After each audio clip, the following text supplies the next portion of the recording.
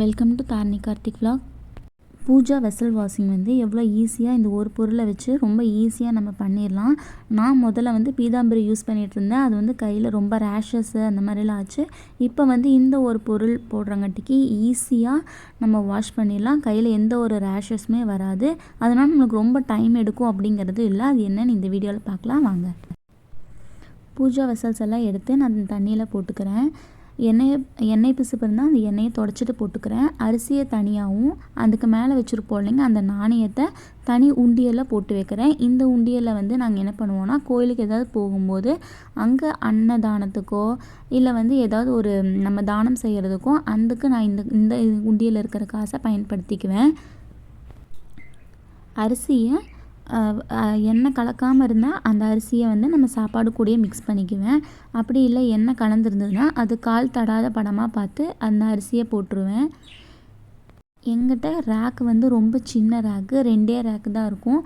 அதனால எங்கிட்ட இருக்கிறது எல்லாமே ரொம்ப குட்டி குட்டியாக மினியாக இருக்கமா பார்த்து வாங்கிக்குவேன். இது வந்து குபேரப்படி இவ்வளோ சின்னதாக இருக்குது பாருங்கள். இந்த கண்ணாடி பவுலில் உப்பு போட்டு வச்சுருக்கோம்ல, இந்த உப்பை நம்ம கால் படாத இடமா பார்த்து கரைச்சி போட்டுடலாம். குபேரன்கிட்ட வச்சுருப்போம் இல்லைங்க, இந்த கண்ணாடி பவுலில் இருக்கிற நாணயத்தையும் நான் அது கூடயே சேர்த்திக்கிறேன். இது வந்து ரொம்ப நாளாக மேலே அட்டாளியில் கிடந்தது சாமி. இது ரொம்ப நாள் நான் எடுக்காமல் இருந்தேன். இப்போ எடுத்துக்கு வாஷ் பண்ணி காட்டுறேன். அது எப்படி வந்து இந்த ஒரு பொருள் போட்டால் வாஷ் ஆகுதுன்னு பாருங்கள். நம்ம இதுக்கு ரொம்ப ஸ்ட்ரெயின் பண்ணி தேய்க்கணுங்கிறதே கிடையாது. பூஜை பாத்திரம்லாம் நல்லா பளபளன்னு ஆகும். அது எப்படின்னு பார்க்கலாம்.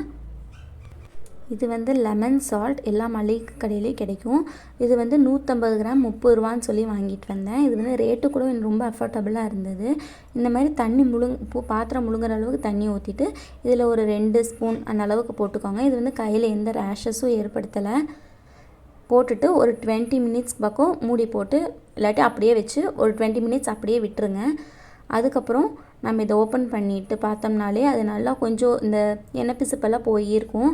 அதனால் பாருங்கள், பார்த்தாலே உங்களுக்கு தெரியும் கொஞ்சம் அந்த பாத்திரமே பளபளன்னு இருக்கும். பார்த்திங்களா, அந்த எண்ணெய் பிசுப்பெல்லாம் போன மாதிரி இருக்கும்.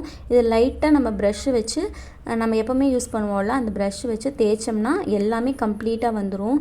நம்ம ரொம்ப ஸ்ட்ரெயின் பண்ணி தேய்க்கணும் அப்படிங்கிறதே கிடையாது. பாருங்கள், நான் வந்து தேய்ச்சி காட்டுறேன். கொஞ்சமாக லெமன் தொட்டு அதே தண்ணியில் தொட்டு தேய்ச்சிருக்கேன். ரொம்ப ஸ்ட்ரெயினே நம்ம பண்ண வேண்டாம். சும்மா லைட்டாக தேய்ச்சாலே அது ஃபுல்லாமே கம்ப்ளீட்டாக போயிடும்.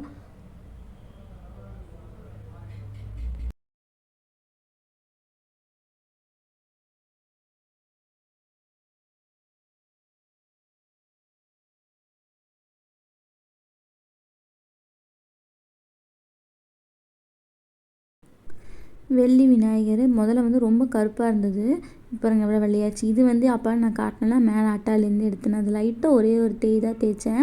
நல்லா பளிச்சுன்னு பளபளன்னு எப்படி ஆயிடுச்சு பாருங்கள். நான் இதுக்கு வந்து அழுத்தி கூட தேய்க்கலை. இந்த பொருள் போட்டு நம்ம ஒரு 20 நிமிஷம் ஊற வைக்கிறங்காட்டிக்கு அது நல்லாவே க்ளீன் ஆகிடுது. இந்த காமாட்சிமன் விளக்கு வந்து கொஞ்சம் கருப்பாக இருக்கும். அதை வந்து நான் லைட்டாக ப்ரஷ்ஷு வச்சு தேய்க்கிறேன். ரொம்ப அழுத்தம் கொடுத்து தேய்க்கல, ரொம்ப லைட்டாக தான் தேய்க்கிறேங்க. தேய்ச்சிட்டு பாருங்கள், நல்லா க்ளீனாக ஆயிடுச்சு. இந்த மாதிரி நீங்கள் டைம் வேஸ்ட் பண்ணாமல் நம்மளுக்கு வந்து பூஜை வேலையை ஈஸியாக முடிஞ்சிடும். எல்லாமே இந்த மாதிரி வாஷ் பண்ணிவிட்டு ஒரு தண்ணி எடுத்து நம்ம ஒரே ஒருக்கா சும்மா லைட்டாக கழுவி எடுத்துக்கலாம். இதெல்லாம் கழுவி முடிச்சதுக்கப்புறமா நம்ம குடிக்க தண்ணி, நார்மல் வாட்டர் இருக்கும்ல நம்ம குடி தண்ணி, அதை வச்சு இன்னொருக்கா நீங்கள் வேணும்னா வாஷ் பண்ணிக்கலாம், இல்லாட்டி இப்படியே விட்டுறலாம். இதனால் நம்மளுக்கு வந்து தண்ணி வந்து ரொம்ப சேவ் ஆகுது, டைமும் ரொம்ப சேவ் ஆகுது. நம்மளுக்கு வந்து இந்த பீதாம்பரி போட்டு எனக்கு வந்து கை ரொம்ப அலர்ஜி ஆனங்காட்டிக்கு தான் நான் இது ட்ரை பண்ணுறேன். நீங்களும் இதை ட்ரை பண்ணி பாருங்கள். பீதாம்பரி போட்டால் நம்ம மறுபடியும் ஃபுல்லாக ஒருக்கா வாஷ் பண்ணிவிட்டு மறுபடியும் பீதாம்பரி போட்டு ஒருக்கா வாஷ் பண்ணணும். பட் இது அப்படி கிடையாது. ஈஸியாக சட்டுன்னு நம்மளுக்கு வேலை முடிஞ்சிருது. இந்த 2வது தடவை தண்ணி ஊற்றி நம்ம வாஷ் பண்ணணும் அப்படிங்கிறது வந்து ஆப்ஷனல் தான். நீங்கள் வேணும்னா யூஸ் பண்ணிக்கலாம். அதனால் கருப்பாகுதா அப்படின்னா அதெல்லாம் ஒன்றும் கிடையாதுங்க. நம்ம எப்போவுமே எப்போ வாஷ் பண்ணுறோமோ அதே மாதிரியே இருக்குது.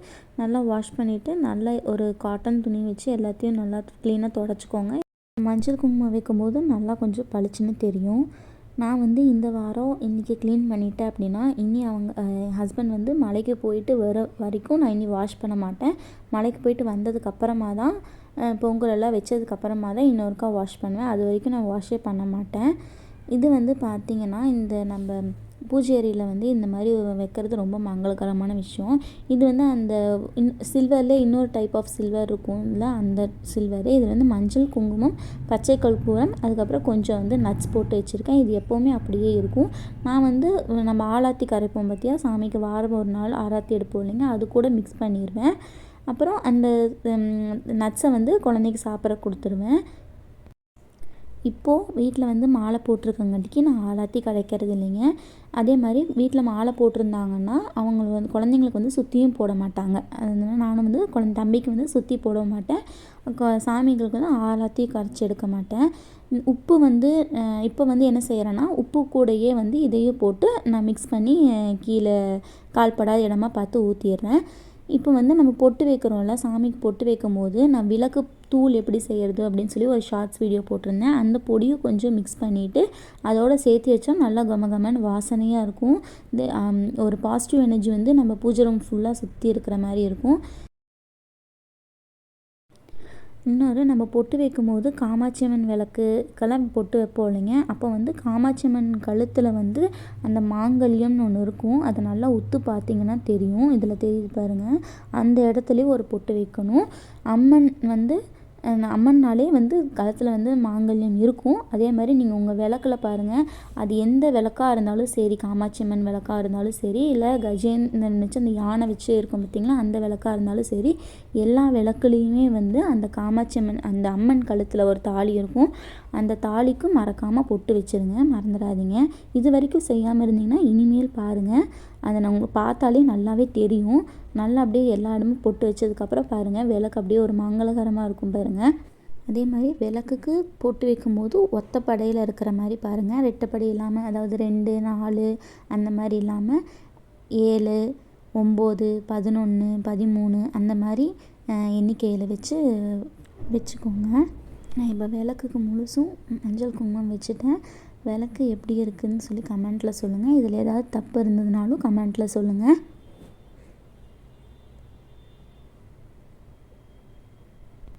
என்னோடய கபோர்டு வந்து ரொம்ப குட்டி கபோர்டு, 2 கபோர்டு தான் இருக்கும். அதனால் நான் எல்லாமே சின்னதாக வச்சுருப்பேன். இந்த விளக்கு பார்த்திங்கன்னா சின்னதாக குத்து விளக்கு, அந்த 2 வெள்ளி குத்து விளக்கு. இது வந்து நம்ம குலதெய்வத்துக்காக வைப்போம் இல்லைங்க, அந்த குலதெய்வ சொம்பு. அப்புறம் இது வந்து குபேரப்படி சின்னதாக, ஏன்னா நிறைய ரொம்ப பெருசாக வச்சேன்னா அந்த ரேக்கே ஃபுல்லாமே க்ளோஸ் ஆகி கஜகஜான்னு இருக்க மாதிரி இருக்கும்.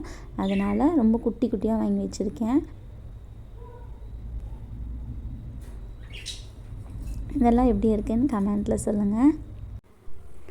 இன்றைக்கி பூஜை ரேக்குக்கு வந்து க்ளீன் பண்ணிவிட்டு அரிசி மாவில் கோலம் போட்டுட்டு எல்இடி ஸ்ட்ரைப் ஒன்று வாங்கியிருக்கேங்க. அது வந்து பூஜை ரேக் சுற்றி வச்சு காட்டுறேன். இன்றைக்கி நான் வந்து எப்படி என் பூஜை ரேக்கை வந்து மறுபடியும் ரீஅரேஞ்ச் பண்ணுறேன்னு.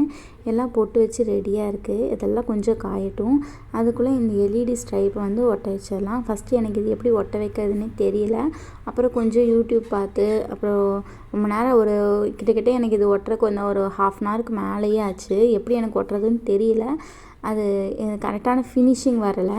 எப்படியோ ஒரு வழியாக கஷ்டப்பட்டு ஒட்டிட்டேன். எல்லாம் ஒட்டி முடித்து லைட் போட்டோன்னே எனக்கே ரொம்ப பிடிச்சிருந்ததுங்க, சூப்பராக இருந்தது. இது எப்படி இருக்குதுன்னு கமெண்ட்டில் சொல்லுங்கள். இந்த ஸ்ட்ரைப் வந்து நான் ஃப்ளிப்கார்ட்டில் வாங்கினேன், சூப்பராக இருந்தது. இதெல்லாம் ஒட்டி முடிச்சுட்டு பூஜை ரேக்ஸ் எல்லாத்தையும் டோட்டலாக அரேஞ்ச் பண்ணிட்டேன். நாளைக்கு காலையில் தீபம் பற்றமைக்கும் போது ஃபுல் பூஜை ரேக்கையுமே போட்டு காட்டுறேன். இந்த வீடியோ எப்படி இருக்குன்னு மறக்காமல் கமெண்ட்டில் சொல்லிடுங்க. தேங்க்ஸ் ஃபார் வாட்சிங். டாட்டா பாய்.